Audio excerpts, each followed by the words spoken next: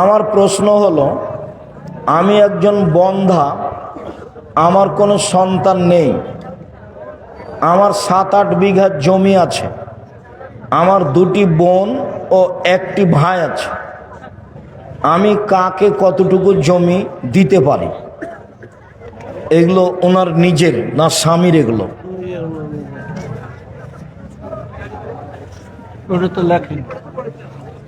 দুটি বোন আছে ও 1টি ভাই, আর কেউ না থাকায় এরা সমান হারে ভাগ করে নিবে।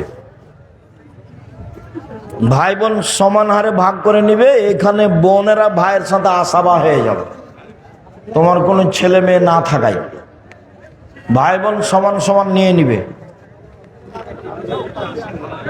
আর তোমার বাপ মা যদি বেঁচে থাকে তাহলে আগে ওদেরকে, বাপকে দিতে হবে, মাকে দিতে হবে 3 ভাগের 1 ভাগ। আর এখন যদি বাপ বেঁচে থাকে সব সম্পদ তোমার বাপ নিয়ে নিবে। তোমার বাপকে 6 ভাগের 1 ভাগ আর তোমার মাকে 3 ভাগের 1 ভাগ দেওয়ার পরে বাকিটুকু ভাই বোন ভাগ করে নেবে। পেটে মারা যায় তার আকিকা নেই। 7 দিনের আগে বাচ্চা মারা গেলে আকিকা নেই। 7 দিনের আগে বাচ্চা মারা গেলে আকিকা নেই।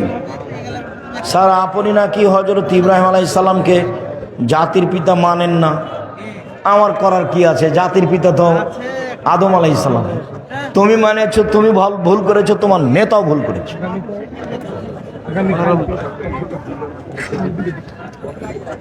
হারাম টাকা আয় করে মসজিদের সভাপতি হতে চায়, মানুষের দোষ উল্লেখ করতে হবে। মন চাইলে তোমরা সভাপতি করো, না হয় বাদ দাও। কোন অমুসলিমের বাড়ির পালিত গরু কুরবানি করা যাবে? যাবে, কোনো সমস্যা নেই।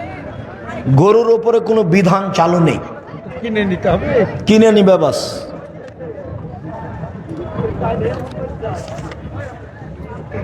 কোন মেয়ে বিয়ে হওয়ার পরে সে বলে স্বামীর পায়ের নিচে তার জান্নাত, না মায়ের পায়ের নিচে জান্নাত।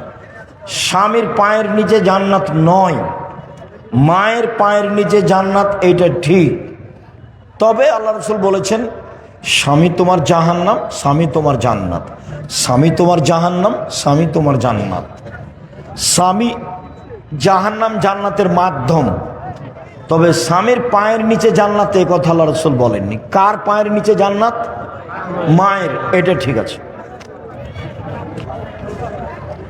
শেখ এক শ্রেণীর নামাজি কাতারে ফাঁকা ফাঁকা হয়ে দাঁড়ায়, এইভাবে কি নামাজ পড়া যাবে? জি না, পায়ে মা মিলাতেই হবে, পায়ে পা মিলাতেই হবে।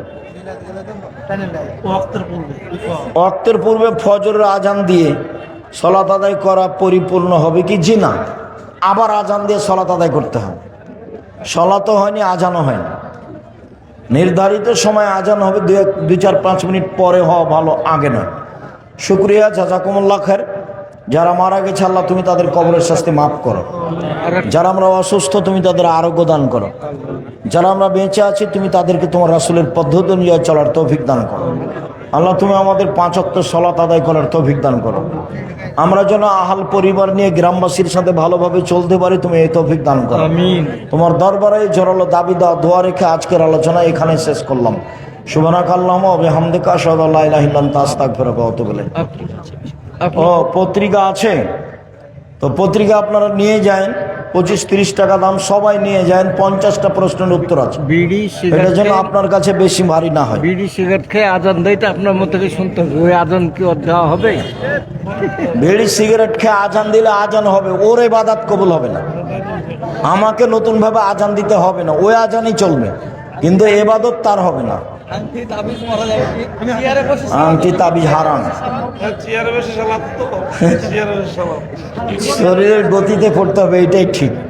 না পারলে চেয়ারে বসবে না।